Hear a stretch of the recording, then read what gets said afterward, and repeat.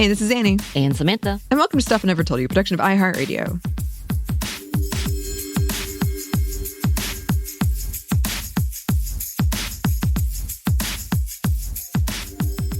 And welcome to another edition of Happy Hour. As always, if you choose to drink or whatever you're choosing to do it responsibly.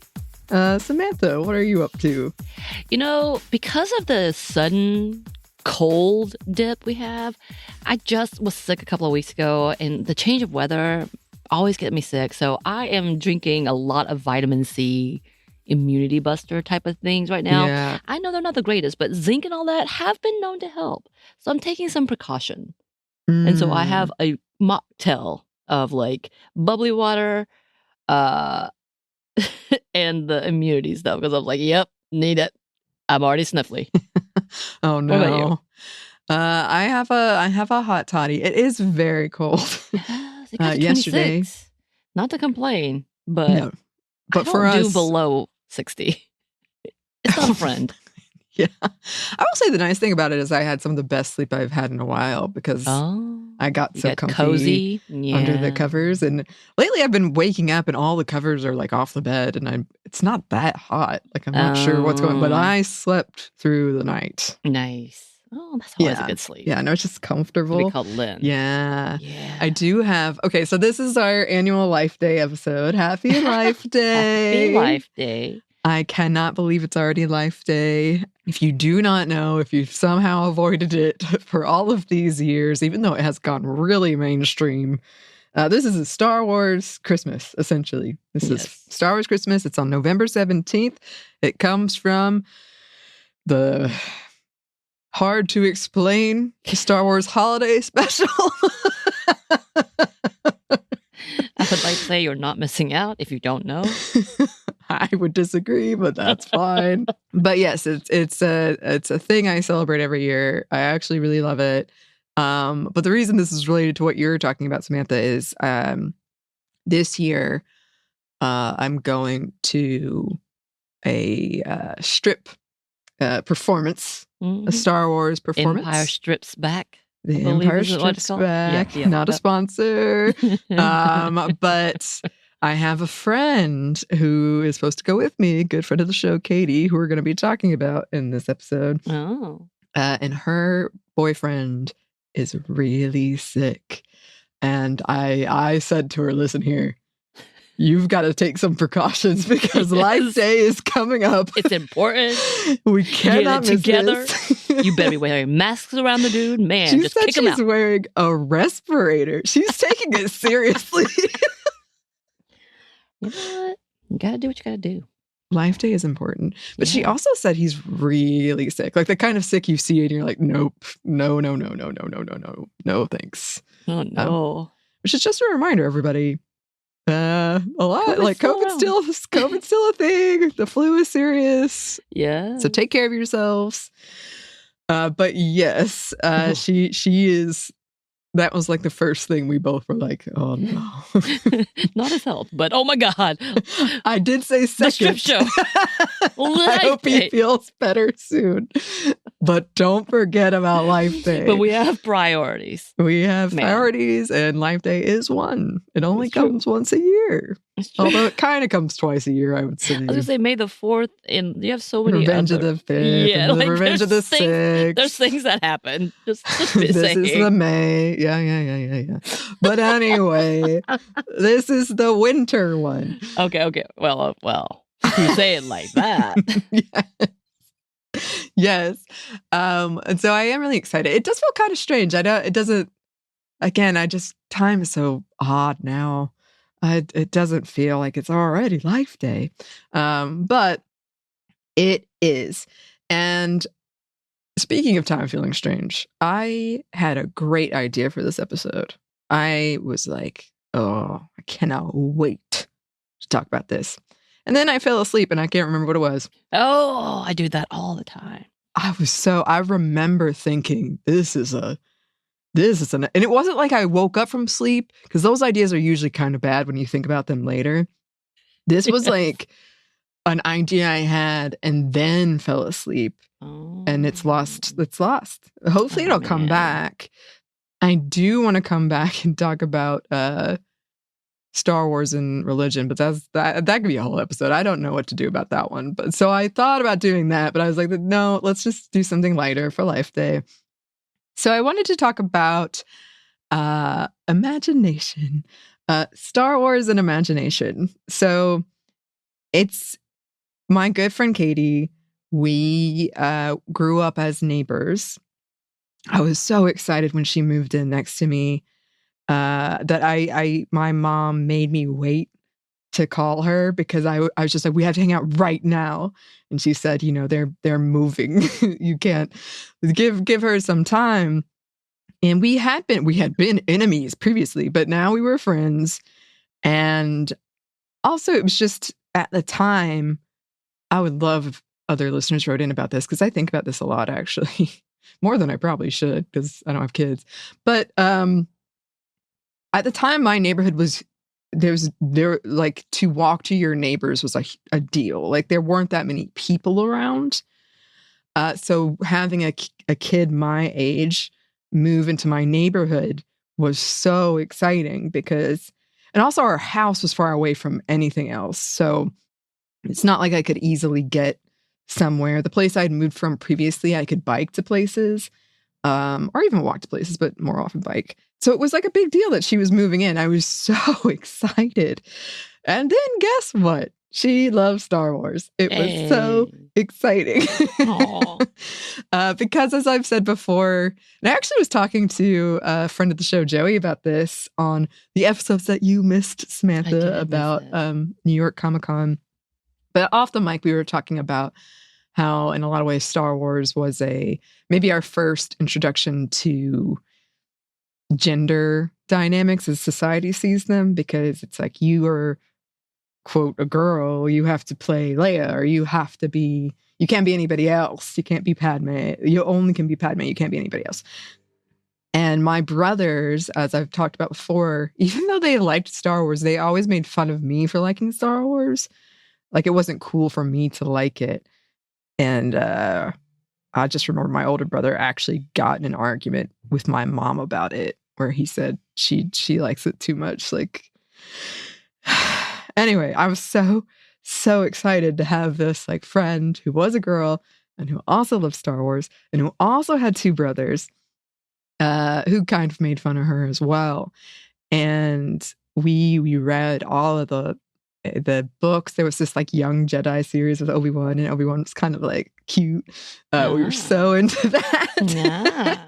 And this was mostly me, and I honestly think she was just being a good friend and supporting me. But I would be very determined I would buy all the Doritos. Mm-hmm. Again, none of these things are sponsors. I would buy all the Doritos because you might win a thing, or I would play the claw machine and spend way too much money to get like an Anakin Skywalker toy. And she would be right there with me doing all of these things. And she saw when Star Wars Episode 1 came out, which we were the right age for, we saw it so many times in theaters.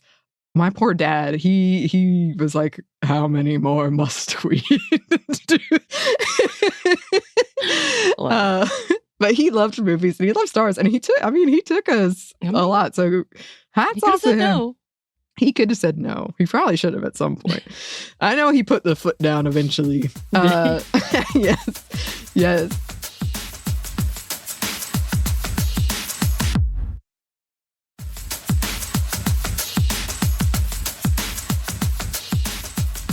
Like looking back, we just had so much fun, and we were very imaginative kids. I'm sure like most kids are, so I'm not unique in this way, but we would we would build Jedi training courses.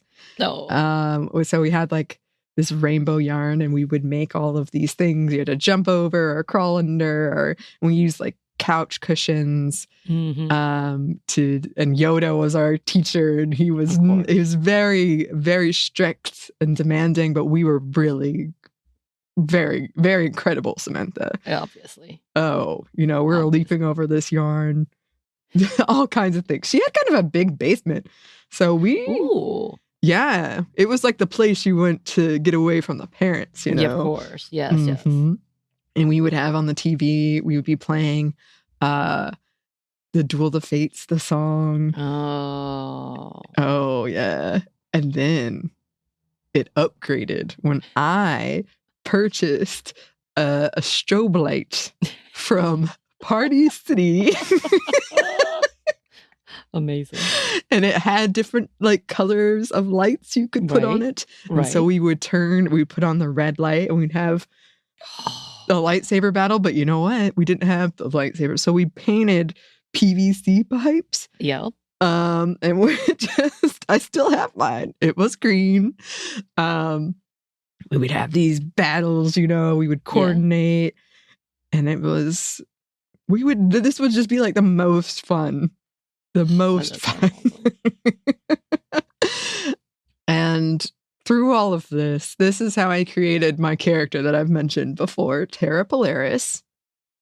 She is a fictional character that I created, and she was the best Jedi that ever existed. She was so cool.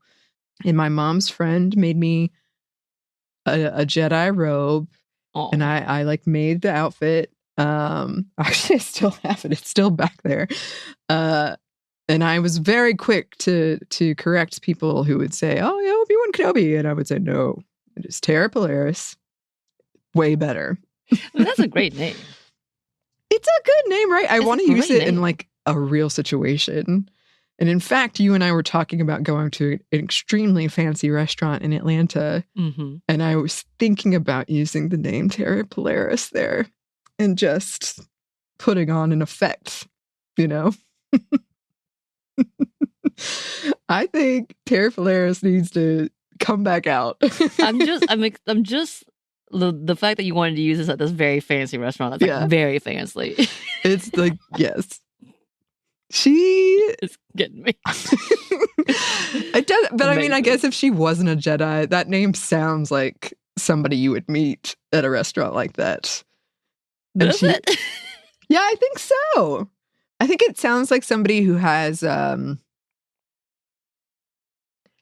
kind of strange science venture that you've never heard of. Oh, see, I'm imagining it being a Liz Lemon alias. So you see immediately through it. Okay. That's okay. That she uses at a hotel. I still think Tara Polaris should. She needs to it's a fantastic name. I mean, it is a good Star Wars name. But I definitely would have thought, this sounds like a Star Wars name. Yeah. Well. Because it's that good. Exactly. Just saying. That is a funny critique that comes up a lot with Star Wars that I think I both am tickled by how much people do this and annoyed when it gets too serious. But when it's in good fun, I think it's funny. But how many things in the Star Wars universe are specifically like Earth, right? Or like when water, or like Han literally says, "I'll see you in hell," and I'm like, so you have Christianity and I don't know. So Tara when they Polaris literally make a different language of like, or like a Latin word that's like just references to that. Yeah. Which I mean, Star Wars is one of many. I actually went to a panel about this at Dragon Con once about the difficulty of writing in science fiction or science fantasy when those things don't exist. Yeah. So how do you equate like? Yeah. What is a punishment? What isn't a punishment? What is an insult? Exactly. Damning somebody. I think "See You in Hell" is that's like one of the best examples. But yeah, sure. Oh, and also, and I talked about in the Mara Jade episodes, Fictional Women Around the World, Mara Jade, their weddings were very Christian. Yeah. In a lot of the books. Yeah. It's like, so we're still on this idea. Little interesting. Yeah, definitely. Which, by the way, me and my friend Katie, we loved Mara Jade. And we loved all the books and all the video games. But yeah, I looking back at that I just treasure it so much, like that time of creativity and imagining these things, and that I felt like I could create this character and it would be my Halloween character. And she's better than Obi-Wan Kenobi. I mean, that's obviously. I'm honestly jealous of younger me in that sense. Like, wow, good for you. She knows their worth. She knows, yeah, and from that, I was just thinking about all of the creativity you see, again, not just in Star Wars, but in fandom in general. But like the stuff I've written for fan fiction that has been both a comfort and sometimes something that I'm really proud of. Like, I wrote something really good. And so that it's still contributing to my creativity in that way. I think that it's also, on the flip side, it can be difficult because difficult might be too strong a term, although I have struggled with it, so maybe not. Because Star Wars is such a big universe and there's been so many creators and it's been retconned and changed, and it's every 2 years they completely changed everything. You take this creativity and like your headcanon of what you think happened, which, by the way, a lot of people don't think Life Day is canon, even though it has been made officially canon. But if it upsets you, you kind of cut that out of your little memory, and it's not part of your canon. I mean, that's one of the best things that came out of that special. So at the very least, keep that. Right.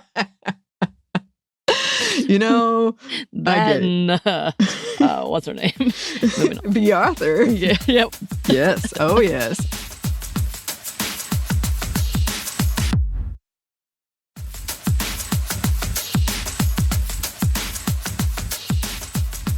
But it can be kind of difficult when there's so many different creative headcanons, and they might impact yours whether you want them to or not. And I run into this a lot in fan fiction where I'm like, I don't know where we all decided this one thing was true.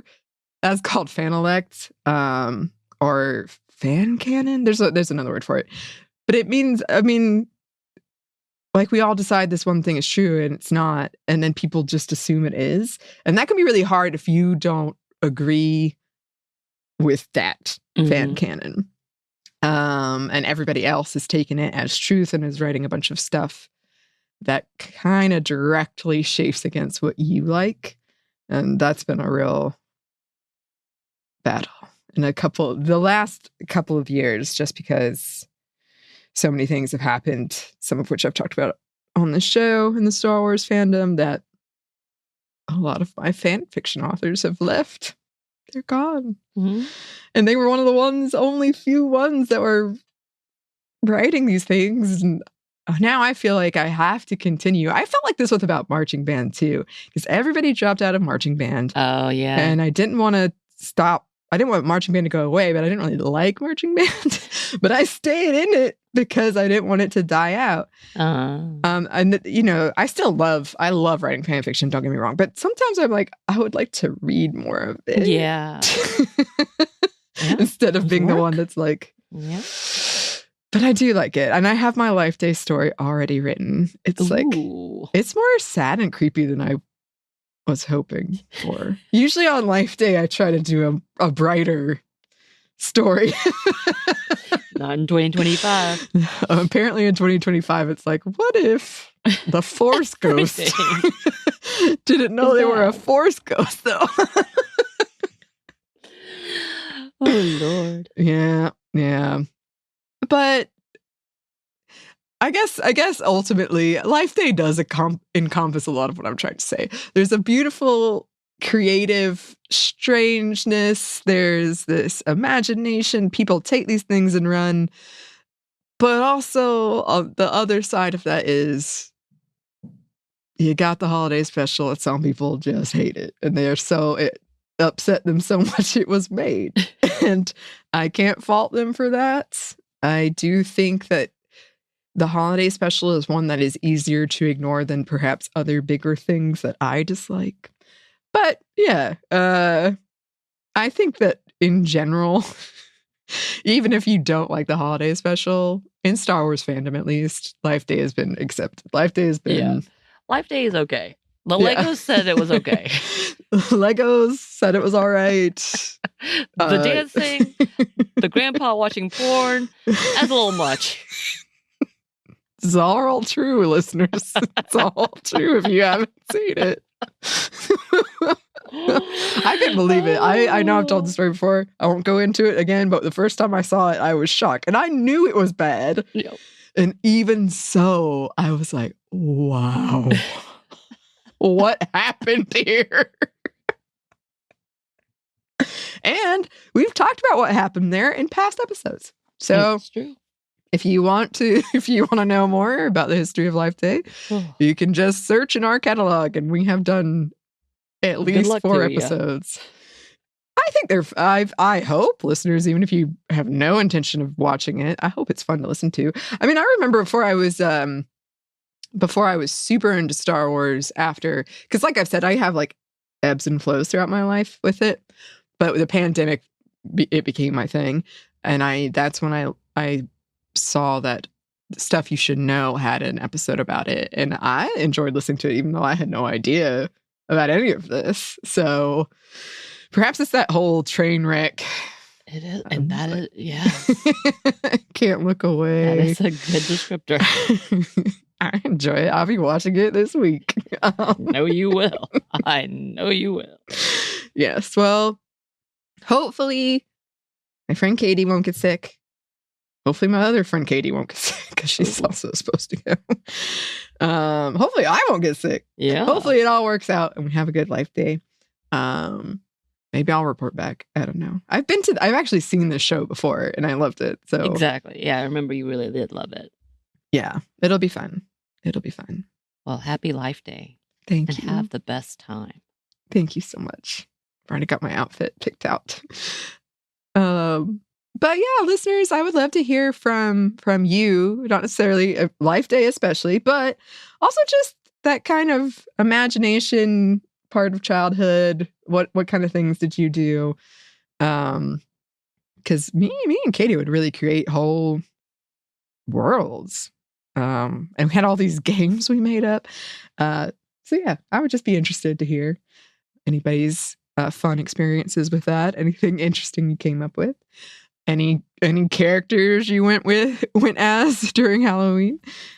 Please let us know. You can email us at hello@stuffwenevertoldyou.com. You can find us on Blue Sky at Mom Stuff Podcast or on Instagram and TikTok at Stuff We Never Told You. We're also on YouTube. We have some new merchandise at Cotton Bureau, and we have a book you can get wherever you get your books. Thanks as always to our super producer Christina, our executive producer Maya, and our contributor Joey.